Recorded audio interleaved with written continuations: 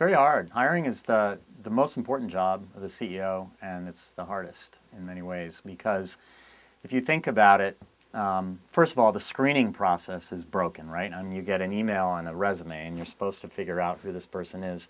So clearly, the screening process means you're leaving some good people behind and not. So, obviously, that's the whole purpose of using your network. If you can find someone who you're somehow connected with, that sort of is the pre-screen process, either through someone. So that helps with the screening. Different people look for different things. Part of the reason I'm an entrepreneur is that I am not a political animal. I don't think I could ever succeed, quite frankly, in a big enterprise where, in my opinion, and this may be unfair to people in big enterprises, where half the battle of getting ahead is playing the political game correctly. It's not purely about the best ideas. And in a startup environment, you get a chance to see your ideas tried very quickly, and it's not about who you play golf with. And so when I'm hiring, I try to look for people who have succeeded in environments where politics probably wasn't part of their success. And there's ways to read that. You can read it in body language and in answers to certain questions.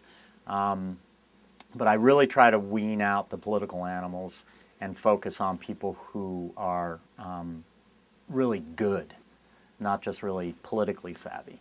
And the other thing I do is I think it's very important to ask them some questions that are more on the human side, not just, the work stuff is a given. Do they have the skills? You're going to get that out of the way pretty quickly. But then you've got to sort of, is this someone I want to work with? Is this someone I can trust? Is this someone who's a team player?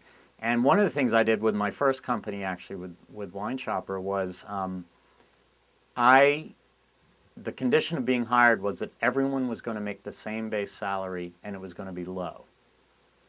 And this is when, with Kleiner Perkins and Amazon backing us, there are a lot of people who were coming to us with dollar signs in their eyes. And I said, I want to wean out the people that are really passionate about this opportunity. So I'm going to only offer, these were people from big companies, seasoned people. I'm going to only offer $130,000 in salary. I'll take that salary, and everyone will get the same salary. And for the first year, everyone's going to get the same salary. And then after that, it'll be more merit-based. And that was really effective at building a cohesive team because, one, people who were in it just for the money, that was a turnoff for them, and they were out the door. They never even applied. And then everyone felt like there's this whole sort of survey or salary envy thing that can happen in a management team. Like, how come that person's getting paid more? If everyone knows that everybody's paid the same, then it sort of breaks down that one potential for tension in the office. And it worked great. We built at Wine Shopper, it was probably the best management team I've ever built. I mean, it really was an excellent team. And so it's a tough process, though. And you do have to move quickly when you make a mistake.